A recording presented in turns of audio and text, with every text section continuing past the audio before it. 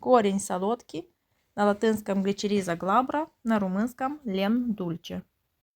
Приготовление отвара из корня солодки как отхаркивающее средство. Взрослым 1 столовую ложку растительного сырья или 2 фильтр-пакетика. Заварить 1 стаканом кипятка.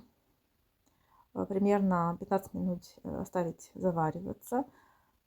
Потом процедить и пить по полстакана 2 раза в день во время еды.